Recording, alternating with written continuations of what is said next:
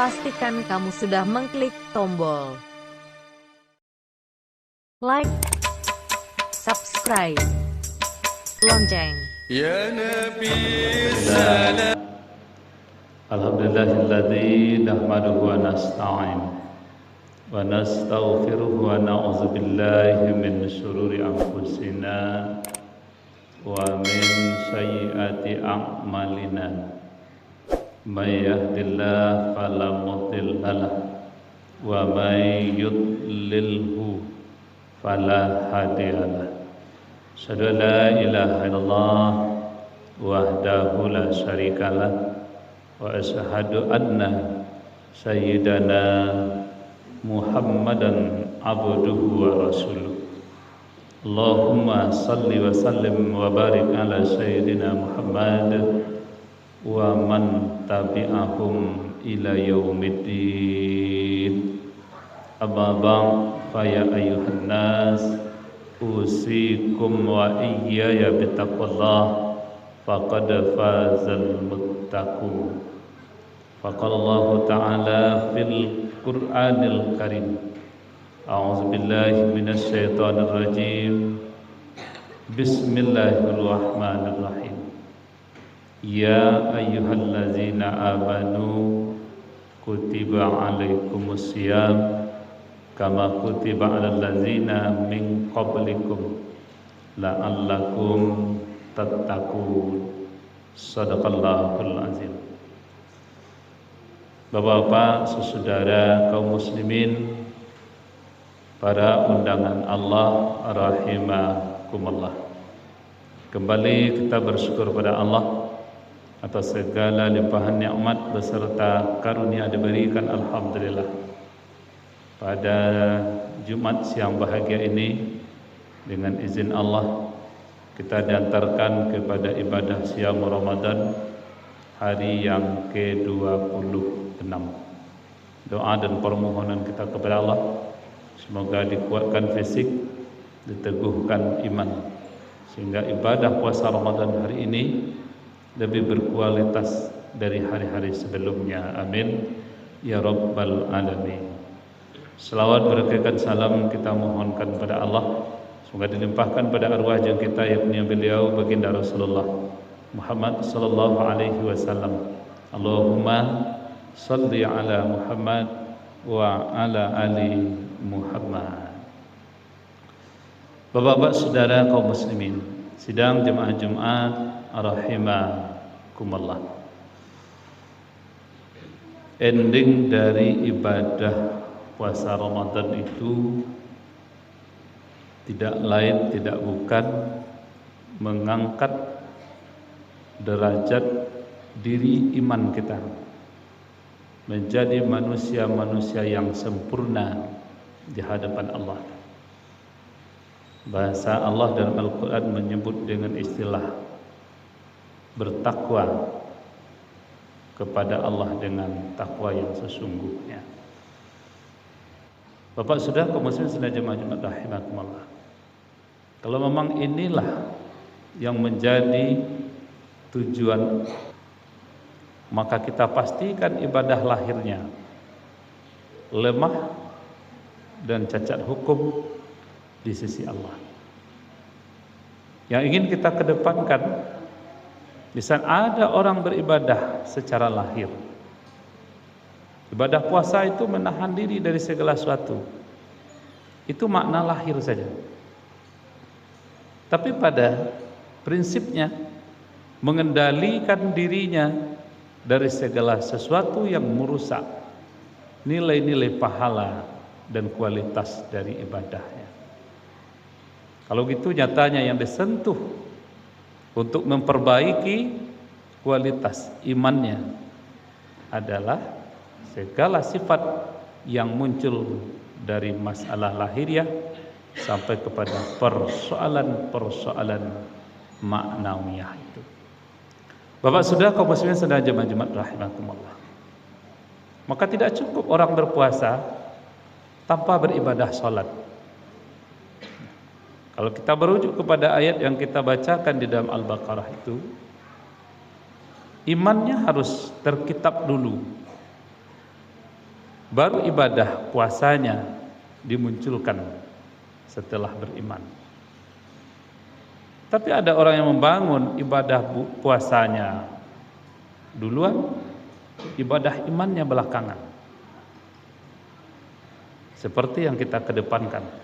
Kalau ada orang beribadah puasa tapi tidak sholat, maka inilah yang membalikkan fakta di dalam amalan itu. Maka tuntutannya harus digemukkan kualitas imannya ini. Inilah setidaknya yang muncul di dalam makna iman yang lebih luas itu. Bahwa sungguhnya dia cintai Allah dan Rasulnya harus melebihi dari apa yang ada dalam diri dan amaliyah dunianya. Tapi sedikit orang memiliki kemampuan, ketaatan, kecintaannya kepada Allah, tapi memiliki daya kecintaan dunianya yang berlebihan, maka kita pastikan ibadahnya lemah di sisi Allah. Maka wajar kita temukan di lapangan ada orang berpuasa, tapi pelanggaran masih banyak dilakukannya. Apa artinya mana ibadah kalau akan melanggar hukum-hukum Allah? Inilah tuntutan komitmen iman itu di dalam beramal. Maka pada satu ayat Allah menyebutkan,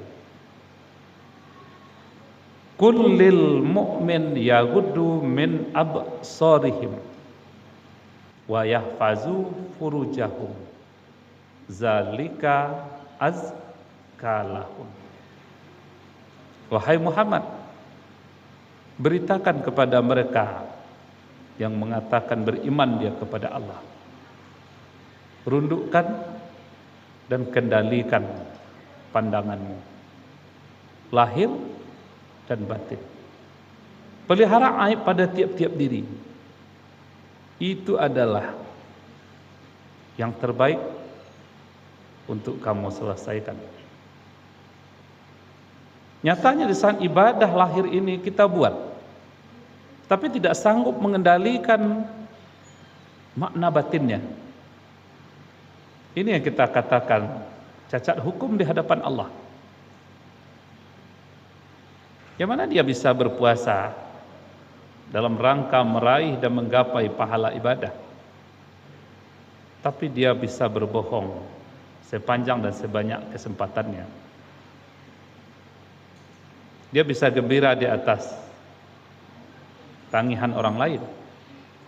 Dia bisa mengambil bahagian dari milik orang. Semuanya itu adalah celah-celah untuk menggugurkan pahala ibadah maknawiyah. Ini makna yaghuddu min absarihim.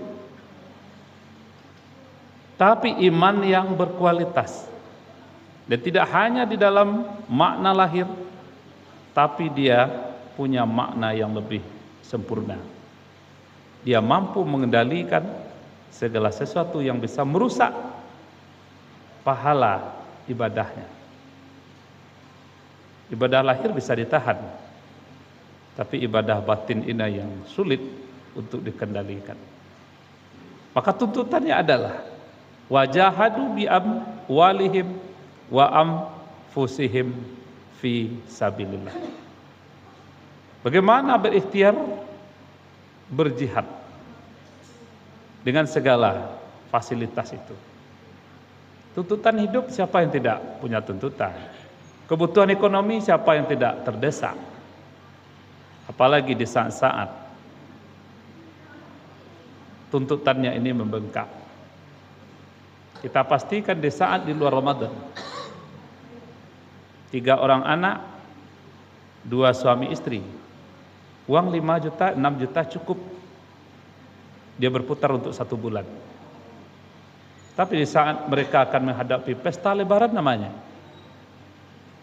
8 juta pun uang belum cukup, 10 juta pun masih minus. Kalau tidak terkendalilah diri kita dengan kualitas ibadah yang benar.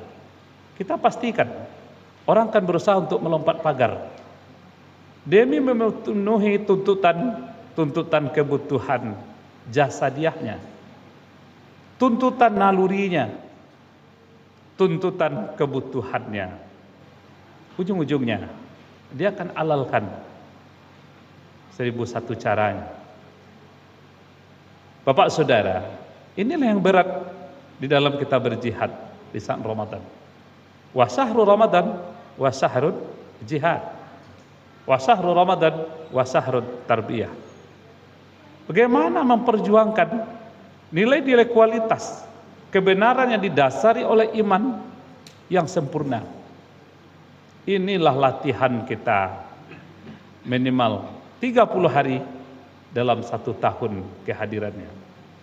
Tapi kita pastikan banyak orang yang bisa mengikuti turnamen itu, tapi tidak banyak yang bisa lewat dan lulus dengan evaluasi ibadah ini. Itulah yang disebut ittaqullah haqqa tuqatih. Bagaimana kehati-hatian seorang untuk melewati perjuangan yang besar dengan banyaknya sandungan-sandungan yang kecil. Maka biasa di masyarakat kita ada istilah, orang sering jatuh di batu yang kecil, tapi hampir tidak pernah orang jatuh di batu yang besar. Karena kalau yang besar bisa diperhitungkan, yang kecil ini yang membuat kita tidak sadarkan diri. Artinya, begitu kita menghadapi persoalan-persoalan hidup yang cukup rumit, tanpa pengendalian iman Islam yang benar di dalam diri, maka kita sulit untuk melewati perjalanan itu. Inilah satu jihadnya di saat kita berada di bulan Ramadan. Yang kedua, kita akan bicara persoalan wahajaru wajahadu fi sabilillah. Inilah harus kita lakukan perubahan dari waktu ke waktu. Jangan makna pengendalian diri hanya bisa bertahan dan berperan untuk 30 hari dalam 1 bulan Ramadan. Tapi bagaimana dia mampu berperan 11 bulan setelah Ramadan. Bapak Saudara kaum muslimin saudara jemaah rahimakumullah. Itu kalau tidak jihad iman Islam yang kuat dan tajam di dalam pengamatan diri kita, kita pastikan tidak akan bisa lewat. Mungkin di bulan Ramadan orang bisa menolak, menunda kegiatan-kegiatan, kebutuhan-kebutuhan yang bersifat kurang tepat dan tidak benar. Tapi sering-sering setelah Ramadan orang mengulangi kembali kekeliruannya. Sekarang tidak usah kita lanjutkan, suasananya masih Ramadan. Apa yang terselip di balik ucapannya? Selesai Ramadan kita akan mengulang lagi. Seakan kualitas ibadah itu hanya berperan 30 hari dalam 1 bulan Ramadan. Tapi selesai ibadahnya dan selesai pula jihad dalam kebenarannya. Inilah yang kita katakan abai dengan berislam. Bapak Saudara, itu menyerang banyak orang. Tidak orang biasa yang diserangnya. Malah para alim, para ulama, para pejabat pada peranan yang besar sering tunggang langgang akibat pengendalian iman Islam yang tidak matang di dalam pengamatan hidupnya. Jadi nyatanya ibadah Ramadan seperti itu yang ingin kita maknai. Kalau itulah yang muncul di dalam kualitas Ramadan ini, kita pastikan bahwa sungguhnya syahrul Ramadan wa syahrul maghfirah. 1 bulan Ramadan dia berjuang tidak hanya mendapatkan rasa lelah, dan kebiasaan hidupnya tiap tahun. Tapi segala kesalahan-kesalahannya, dia bermohon kepada Allah 1 bulan itu. Malah dia sempat mengeluarkan air mata. Maka Allah pastikan, innallaha ghafurur rahim. Kami Allah akan mengampuni kesalahan masa lalunya 30, 40, 50 tahun yang silam, kalau betul-betul dia datang kepada Allah dalam hal menggugurkan segala dosa dan kesalahan itu. Bapak Saudara, ini rasanya yang belum banyak kita lakukan. Kita cukup menahan siang, kita menambah ibadah pada malamnya. Tapi sedikit kita menyadari begitu padat dan beratnya beban yang kita lewati, padahal ada momen Ramadan untuk pengampunannya. Tapi kenapa tidak orang bisa memanfaatkan momen itu? Malah sebaliknya, beban yang berat artinya kecurangannya besar, malah ditambah di suasana pengampunan itu ada. Jadi memang iman yang benarlah yang mampu untuk menembus berbagai persoalan kemudahan di saat dia hadir di bulan suci Ramadan itu.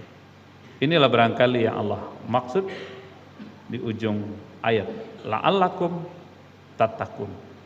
Ibadah tidak menjadi sebuah kebiasaan. Iman tidak hanya sekedar pengakuan, tapi betul-betul mendidik dan mengangkat derajat diri Islamnya menjadi manusia-manusia yang sempurna di hadapan Tuhannya.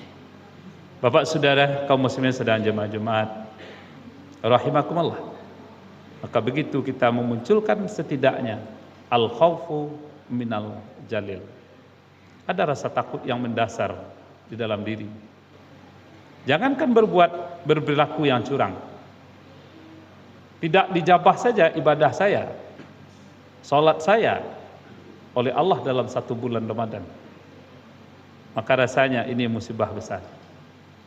Fisik ini lelah, mental ini kadang mundur, tapi itu yang harus kita lakukan.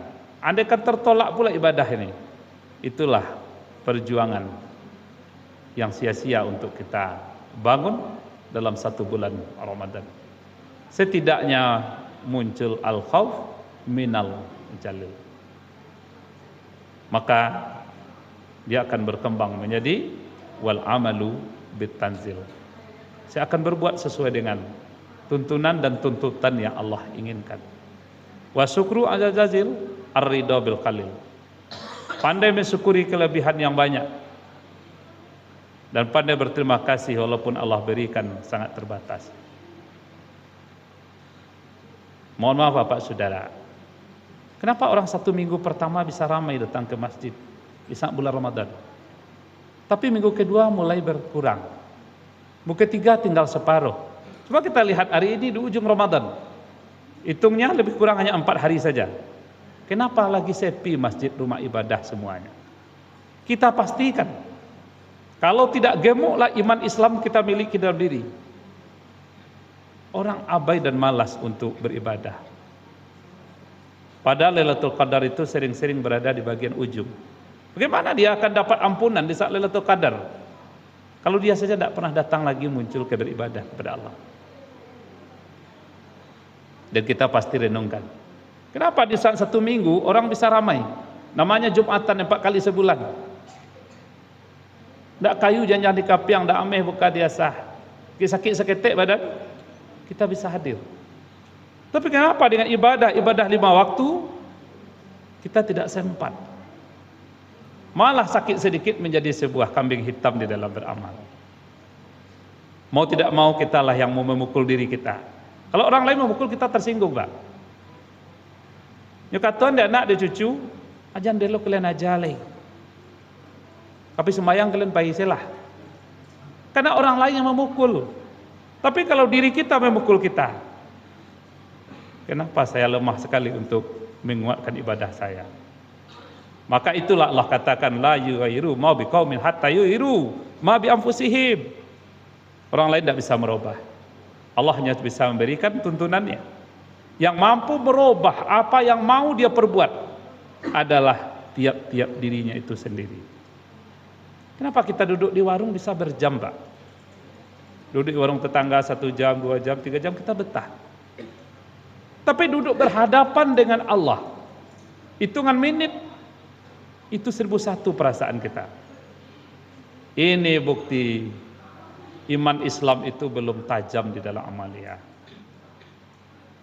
Maka inilah momen kita di ujung-ujung Ramadan, doakan kepada Allah, panjangkanlah kesempatan saya, lembutkanlah keinginan saya, sehingga kesempatan yang panjang terisi dengan amaliyah yang berlipat ganda.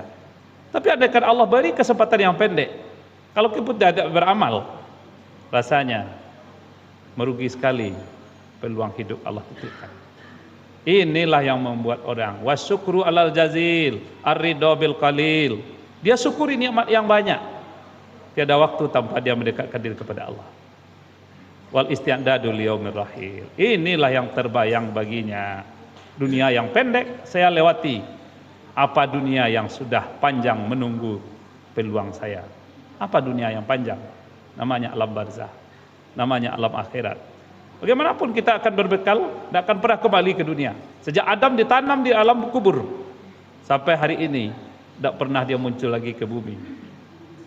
Artinya, kalau mau kita berbekal dengan Islam yang benar, di saat kita punya kesempatan dunia. Tapi kalau kita tinggalkan dunia, kita tidak akan pernah punya waktu untuk berbekal lagi. Inilah istilah kita. Sesal kemudian tidak akan pernah ada arti dan makna. Nyesal duluan, ini insya Allah ada peluang untuk kita mengejar ketertinggalan. Mudah-mudahan bermanfaat. Fa'tabiru ya ulul absar la'allakum turhamun. Ya Nabi salam alaika ya